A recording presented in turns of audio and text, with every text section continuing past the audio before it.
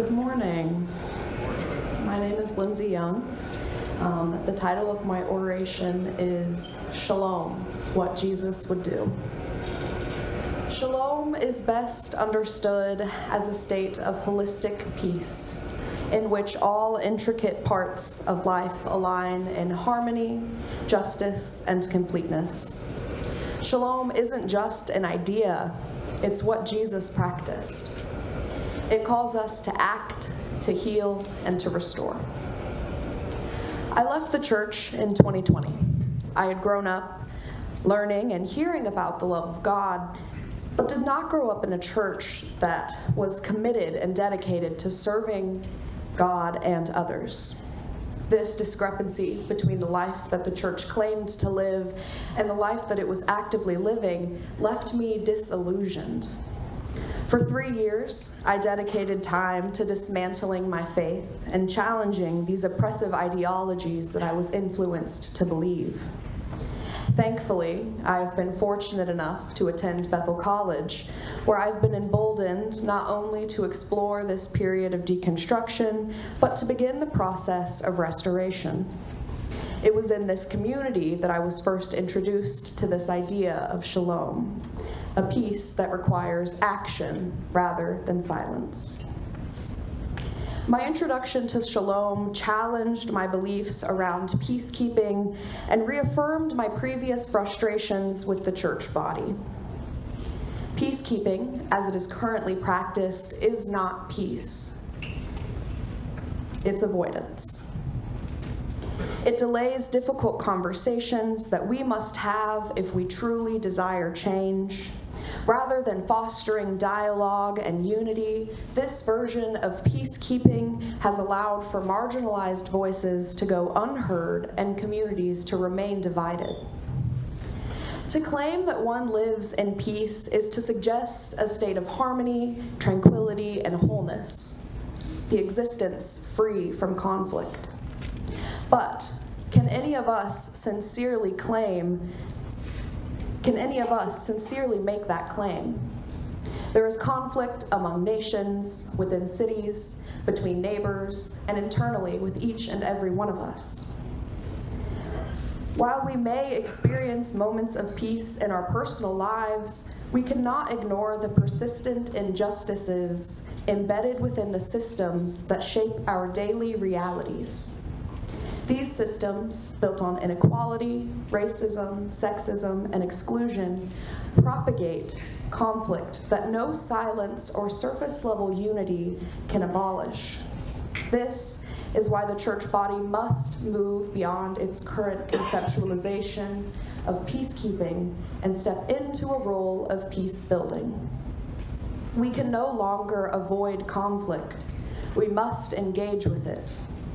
The time has come for followers of Jesus, true followers of Jesus, to exchange a quiet complacency for an active, justice-centered pursuit of shalom. To practice shalom, we must act in 3 ways. First, through confession and repentance. We must acknowledge the ways that we have caused harm and remained silent. Second, through education and transformation. We must continue to commit to learning about injustice and then reshape our churches and institutions accordingly.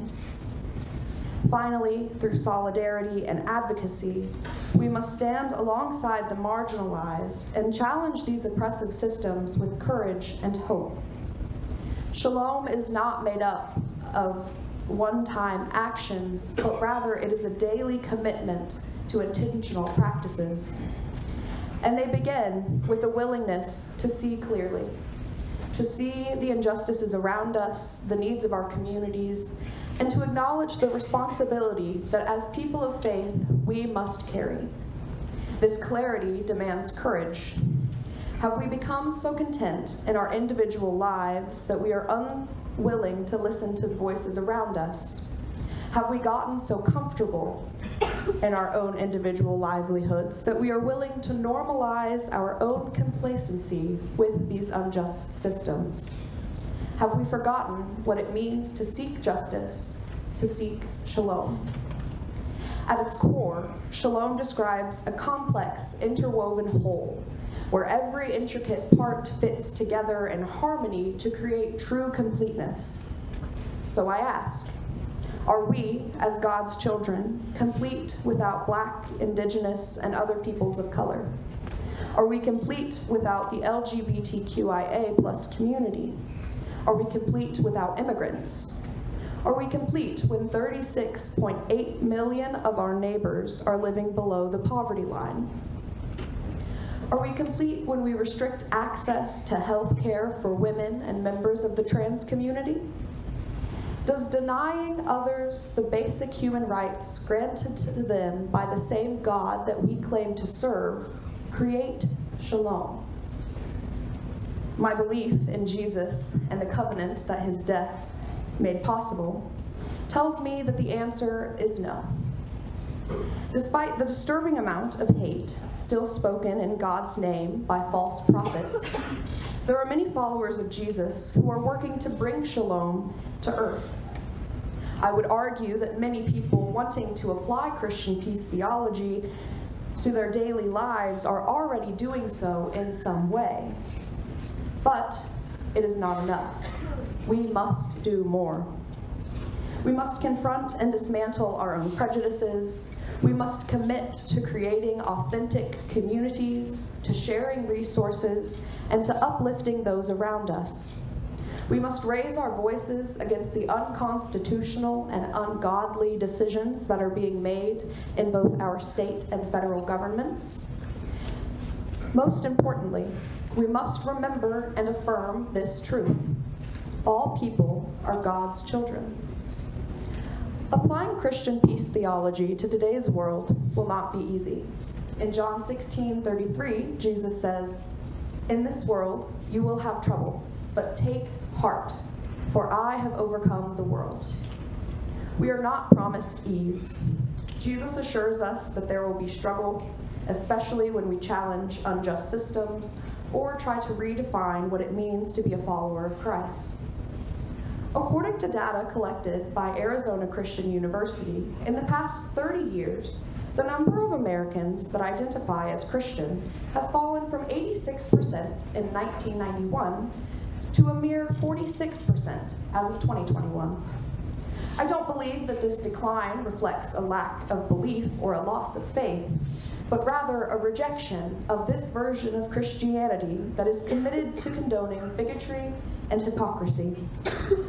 When 72% of voters in the 2024 election self-identify as Christian, and then 56% of those voters supported a political party that is actively working to oppress the working class, people of color, women, the LGBTQIA+ community, and immigrants, it is time to admit that we as Christians have a problem.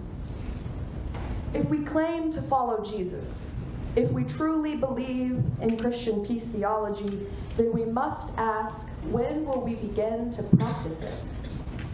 We must begin to consciously implement this idea of shalom at home, in our churches, in our nations, and in our communities. We cannot remain stagnant, waiting for God to fix the world, when God has already given us the tools and building blocks necessary to do so. So what do? We start by dismantling the harmful narratives, both conscious and unconscious, that shape our beliefs. We educate ourselves on systemic racism and colonialism. We ask our differently abled siblings about how they have experienced exclusion and what we can do to remove those barriers. We learn about the realities faced by the queer community, women, and young girls. We challenge our worldly beliefs by seeking knowledge so that we are better equipped to serve all members of God's kingdom. We listen to marginalized voices and ask how we can help. We do not speak over others, nor do we center ourselves. When we are called out for harmful mindsets or actions, we respond with humility and gratitude. We must recognize that we have been given an opportunity for growth. We must remember, we are in this together.